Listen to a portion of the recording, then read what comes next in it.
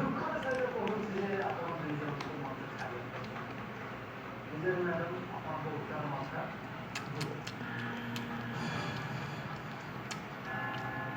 ତେଣୁ ମୁଁ ଅନୁରୋଧ କରିବି ଆପଣ ଦୁଇ ଜଣ ମଞ୍ଚକୁ ଆସିଲେ ଏବଂ ଗୁରୁଜନଙ୍କୁ ଅନୁରୋଧ କରିବି ମଞ୍ଚକୁ ଆସିଲେ।